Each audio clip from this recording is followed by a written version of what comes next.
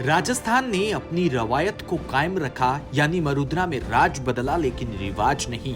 BJP पूर्ण बहुमत के साथ 5 साल बाद सत्ता में वापसी करती दिख रही है, यानी रेगिस्तान में कमल खिला और कांग्रेस का हाथ कमजोर हो गया।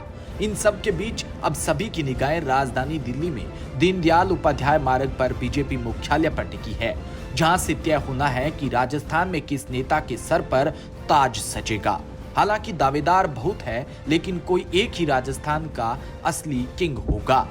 रेगिस्तान में 5 साल बाद कमल खिल रहा है। पिछली बार 73 सीटों पर सिमटा भगवा दल 5 साल में सत्ता में वापसी कर रहा है। पार्टी ने पिछले 5 वर्षों में अपने रीति और नीति दोनों को बदला और सड़क से लेकर सदन तक लड़ाई लड़ी, और अब वो संघर्ष 2023 में फल देता नजर आया है।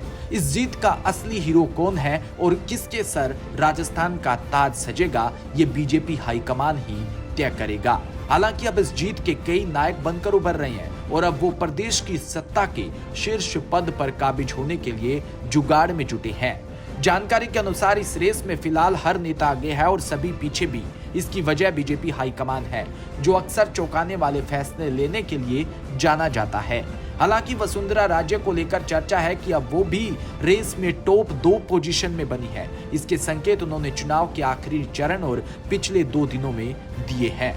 दरअसल अगर अब तक की तस्वीर देखें तो साफ है कि बीजेपी पूर्ण बहुमत के साथ राजस्थान में आई है, लेकिन ये भी सच है कि कई जीते और निर्दलीय विधायक वसुंधरा खेमे के हैं और वो विधायक दल की बैठक में राज्य का झंडा बुलंद कर सकते हैं। राज्य भी पिछले 2 दिनों से काफी एक्टिव है, वो अपने विधायकों के संपर्क में है। इसके अलावा निर्दलीय भी राज्य को सीएम बनाने पर साथ आ सकते हैं, जिससे बीजेपी राज्य में और मजबूत होगी।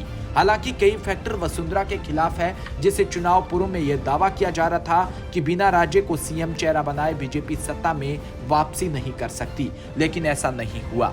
इसके अलावा BJP RLP chief Hanuman Beniwal के भी संपर्क में है, लेकिन अगर बीजेपी बेनीवाल को साथ लाना चाहती है तो राज्य को इग्नोर करना पड़ेगा, क्योंकि बेनीवाल राज्य की वजह से ही एनडीए से अलग हुए थे।